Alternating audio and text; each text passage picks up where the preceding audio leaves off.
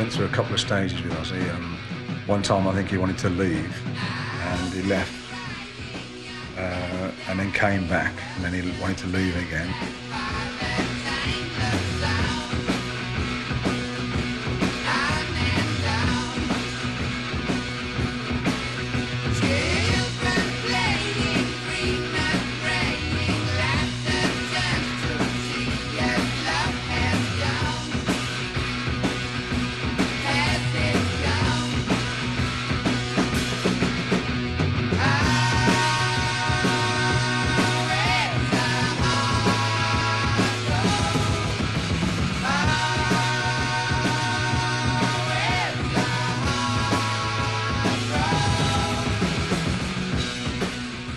It was a hard road, that's the right word for it as well. Yeah, all that period with us, it was good. I mean, I don't regret it. It's something that had to happen in all our lives, I think, for all of us.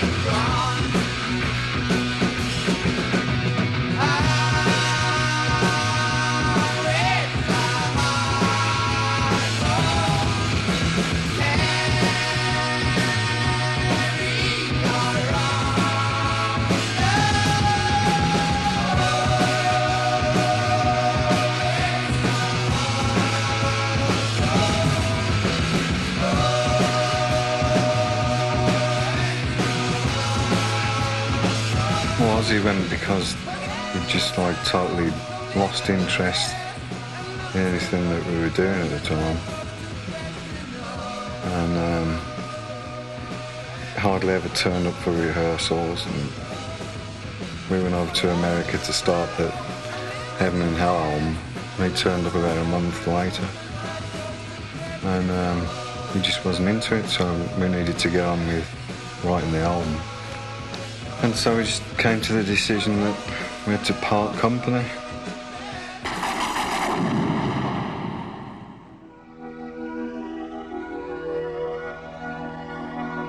I got a call from Tony, who was about to leave the band, Sabbath. Sabbath was going to disband as a band, which didn't necessarily mean that Geezer and Tony weren't going to play together again, or that Tony and Bill wouldn't have been in that band.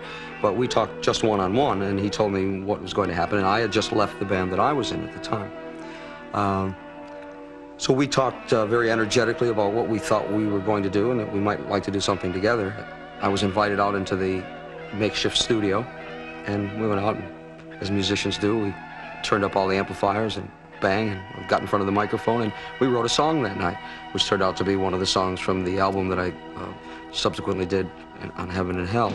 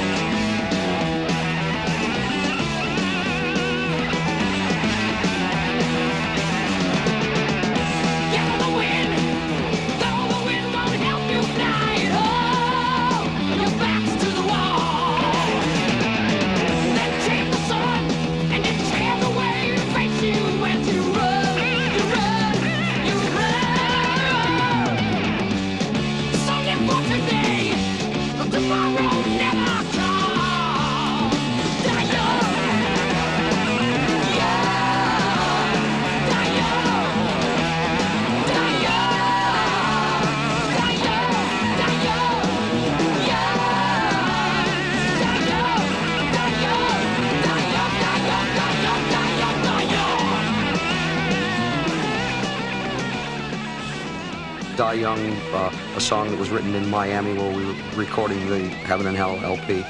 And just a collaboration between Tony and myself in one of the bedrooms with a guitar and a germ of an idea, and just took it to fruition. Just did it the same as we do most songs. The idea starts with a small idea and grows into a full concept.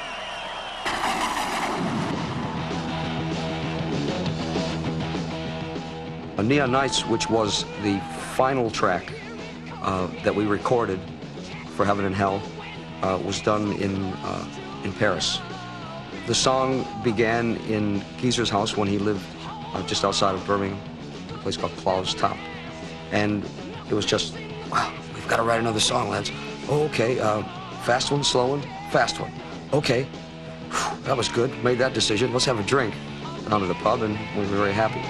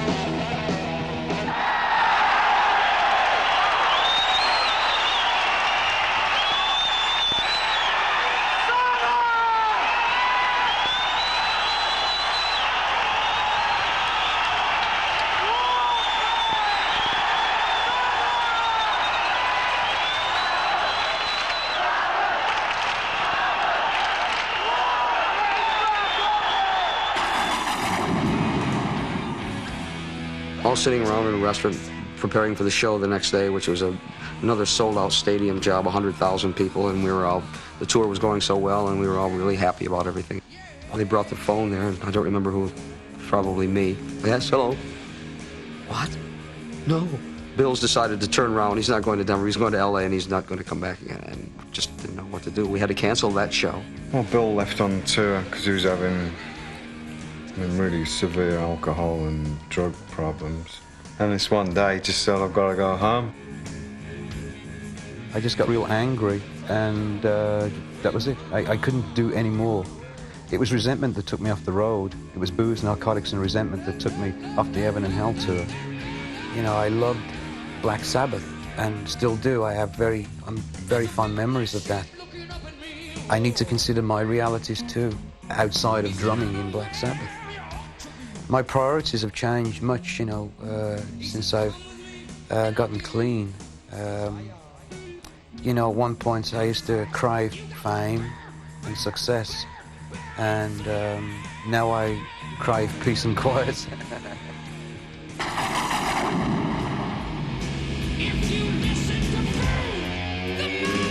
We were given some tapes, and one of the first that was given was to Tony, and it was Vinnie playing in his own band. The band was called Axis, and Tony called me and said, "Whoa, you've got to hear this kid. He's great." So I went over to the hotel that Tony was staying at, which is in Los Angeles again, and listened to Vinnie and just said, "Yeah, no problem. That's it. That sounds like the person to me." It was a surprise to me, you know, and that's where I first met Ronnie and everyone else. And from there, we just had a couple of days to rehearse, and then the first gig we played together was in Hawaii at Aloha Stadium in front of like 30,000 people. So they asked me to stay, you know, and that led to doing the next album, which was The Mob Rules. And the rest is history. The end of Black Sabbath, for me, in, I guess it must have been 1983. At that point, I just think that emotionally, again, from working such a long time and touring for the 3 years or so and recording 2 albums back-to-back within a 4-year period, it just got a little bit too much for all of us to take. And I think that perhaps maybe our success or our attitude about how important we were was maybe perhaps a little bit wrong. Proves now again that the strength was always in the numbers. The strength was in the fact that we did what we did together.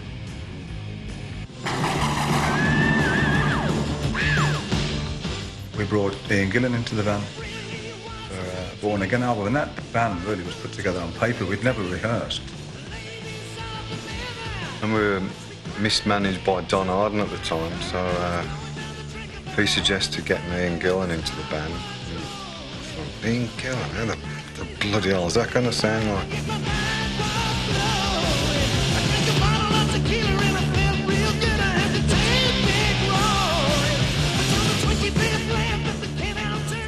I thought, I mean, Ian's, you know, he still is. He's a great friend, and I still speak to him a lot. I think he's a real good vocalist. Certainly identifiable, his voices. But I think within the Sabbath fold, it was really difficult for him to have to come into a band from like Deep Purple to Black Sabbath, because we were both in the 70s rivals. What a start to a tour. Unbelievable. We had a great time. It was fantastic. I was the worst singer Black Sabbath ever had. It was totally incompatible with any music they'd ever done. I didn't wear leathers. I wasn't of that image. I loved Tony, loved Geezer, and Bev, I guess, was incongruous as well as far as the band was concerned. But by God, we had a good year. I think the fans probably were in a total state of confusion.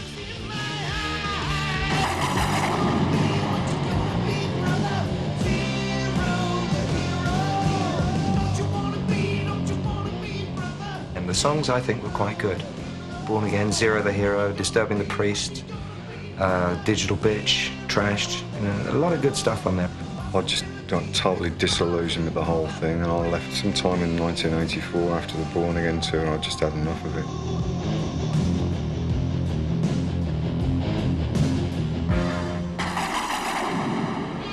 After like the 3 or 4 albums that we did, Geese decided to try other things, and then we just carried on. Me and Tone put a thing together which was supposedly a solo album, which ended up being Seventh Start, and it just went on from there.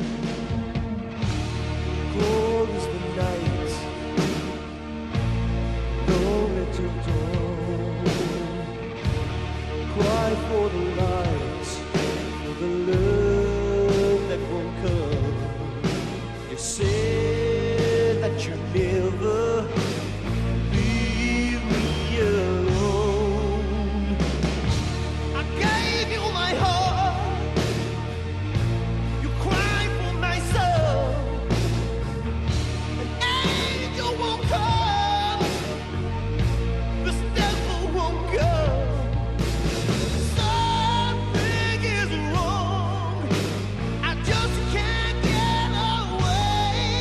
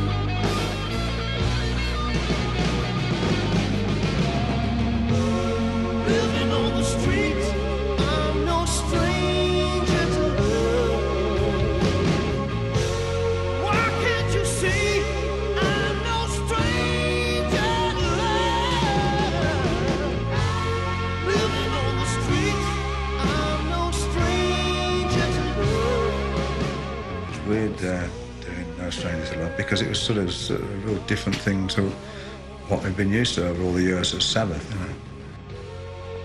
But again, it was interesting because it was a bit different. I didn't exactly want to be the front figure in that at all, but it came about that that's who it was. I'd have rather just been one of the band, and that's it.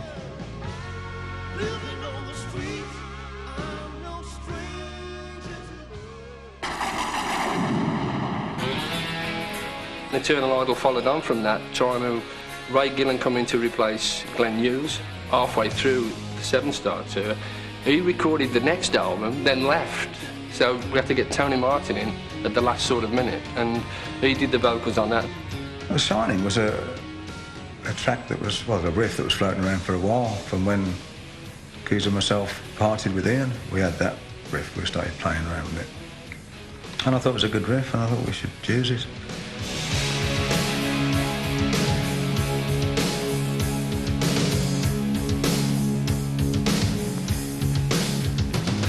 There's a man who sees all there is to see and what the future holds for all. As the days grow dark, was his soul and final warning. Beware of the one with invisible friends, they will steal into your mind. And all too soon the signs begin to show. Rise up to the shining. Live long, live now. Rise up to the shining. Don't be blind by fools again. Fools again.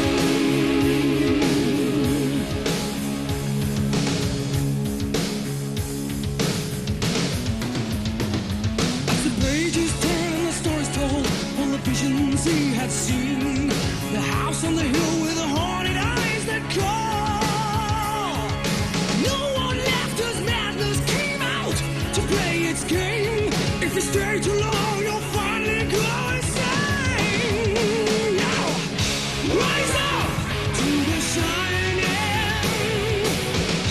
Live long, live now. Rise up to the shining. Don't be blind by fools again. Fools again.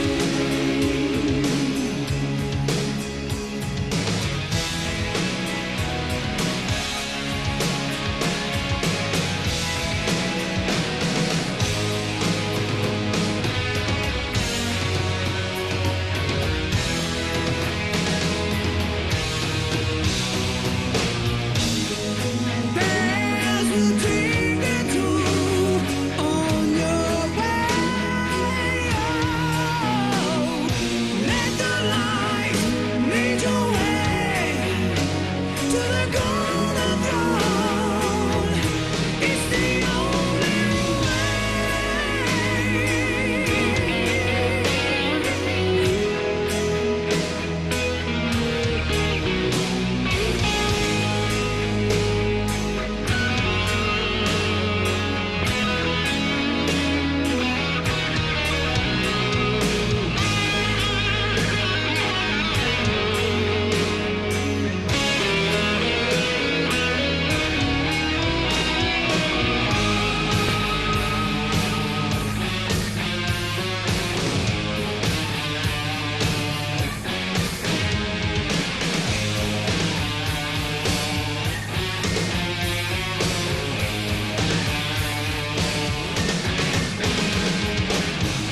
rise up to the shining.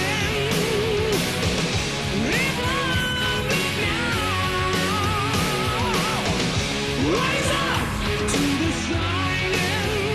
Don't be blind by fools again. Rise up to the shining.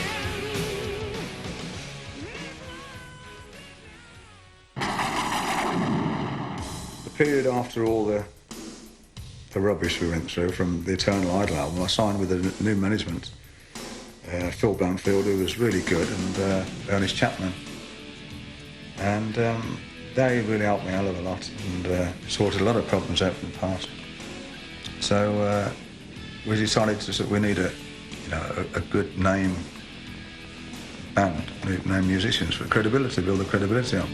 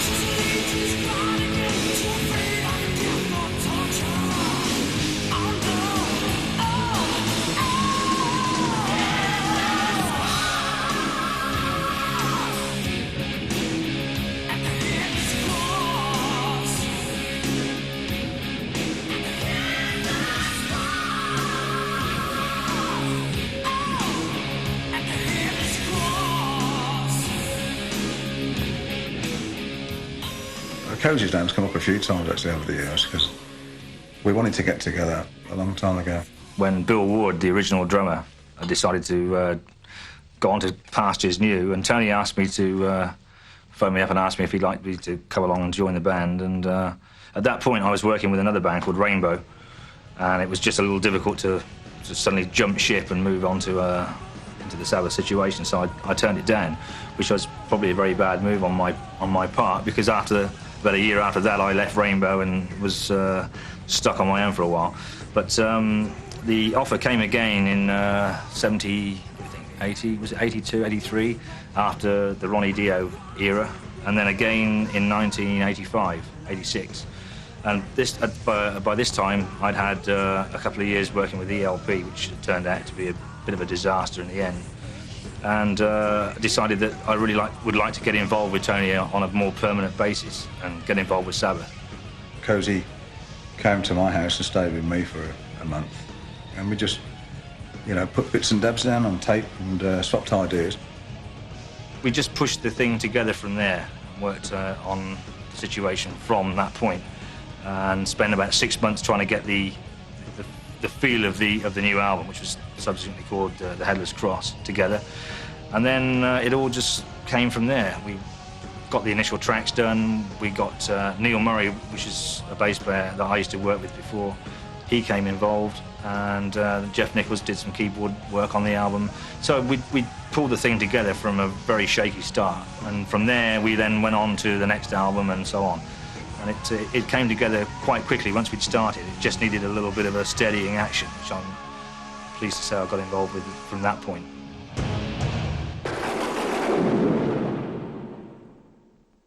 The chapter is opened, the pages are torn. The writing say many things, but who was concerned? Where can we run to now? When will we learn? When it's lost, it's gone forever.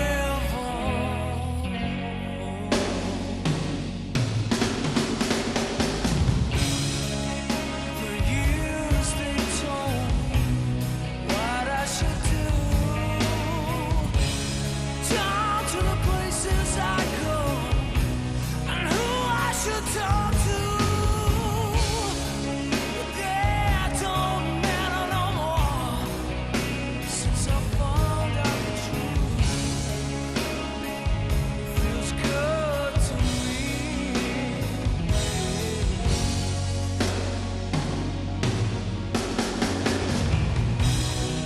The world is turning, forever turning, forever yearning for more life. And you're wrong if you think that I'm afraid to love. It feels good. It feels good to me. It feels good. It feels good to me. I wonder, does it not seem strange to you? Just how the tables are turned on me and you. How long can we go on living the way we do? When it's lost, it's gone forever.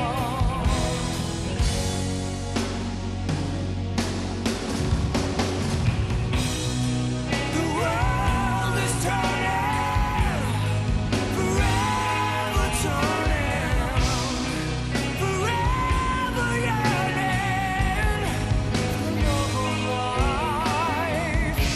And you're wrong if you think that I'm afraid to love.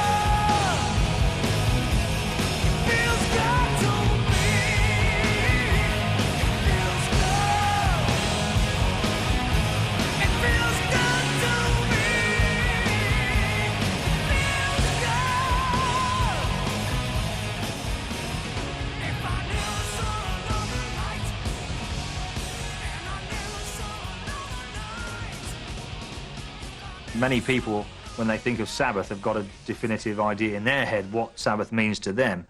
And maybe they grew up with the band, maybe they had a particular track on an album that really changed their life.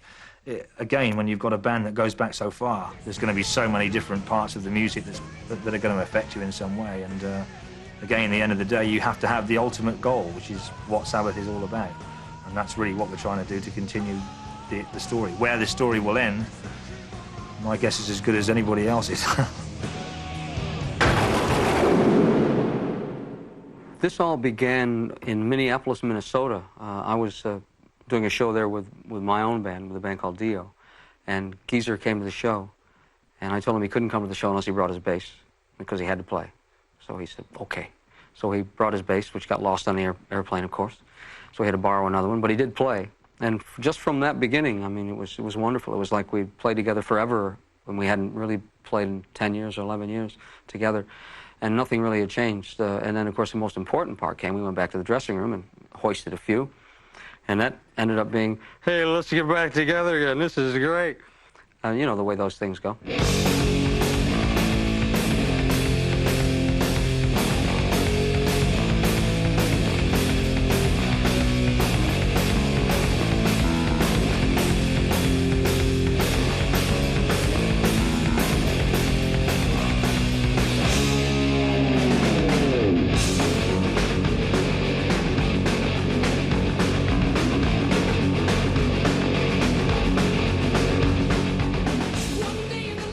I think that was about the last song that I put the bass down to. We had the guitar part and we had the drum part.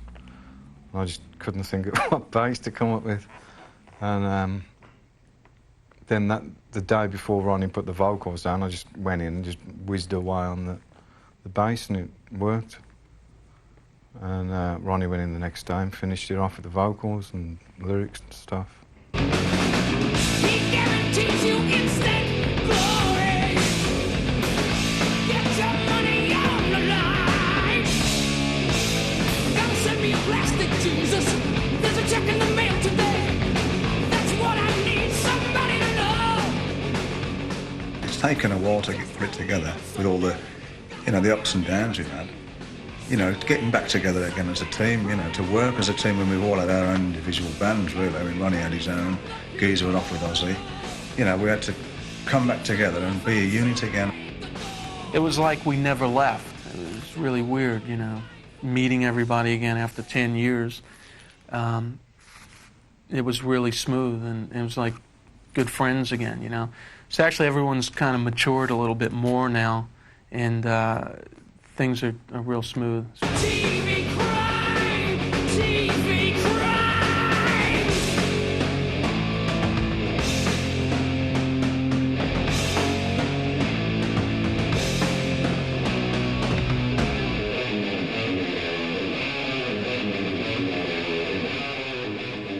I think Vinnie was probably more surprised than anyone about the song, because he had gone. He had left after laying the basic track down. He left about 6 weeks before we had really finished doing guitars and the rest of the vocals. So I'm sure Vinnie was as interested and as shocked as hearing the song, what it turned out to be. When Ronnie came home and brought me the tape, and I put it on and listened to the finished product, it blew me away, you know. It's got so much energy, and it's just real frantic. So it came out great, really great.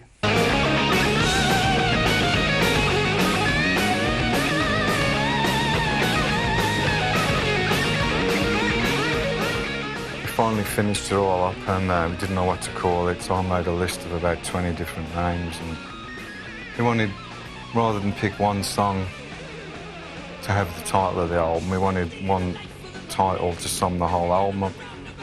And I came up with Dehumanizer, and everybody else liked that.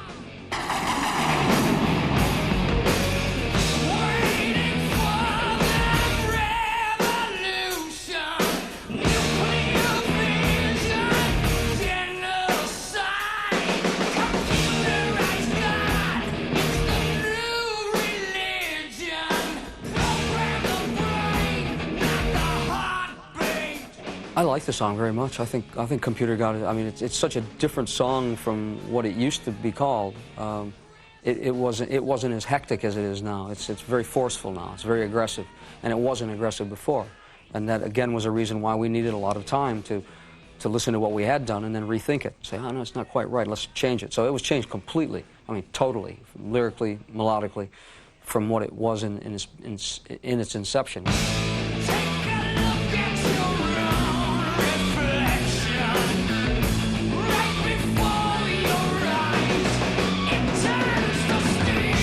Some of the lines in the song say it all. The computer says, man's a mistake, so we'll fix it. And let's hope that we're not around when they want to fix us. But no, I think the song it says exactly what it has to say. It's modern, and it speaks of things to come, if not things that are already.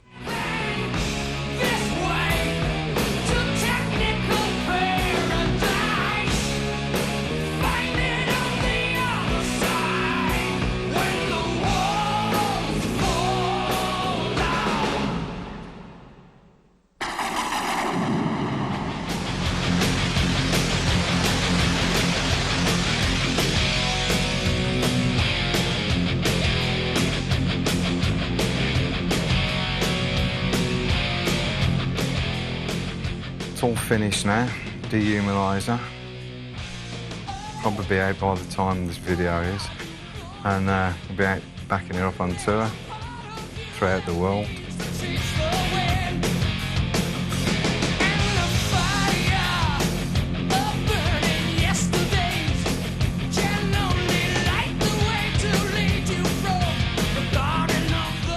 Well, hope to, the usual, we'll hope to see you out there on the road there, and hope you enjoy the album. Play it loud.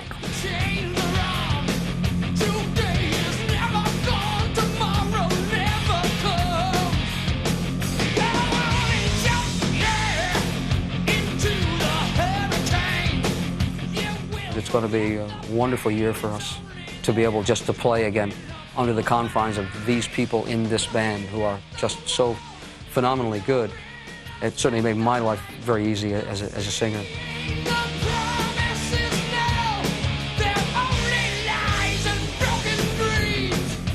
I think now we got the old lineup back, it feels right, you know. And I think it'll be good for the fans out there as well to see that band back together, and you know, hopefully we can give you all what you want.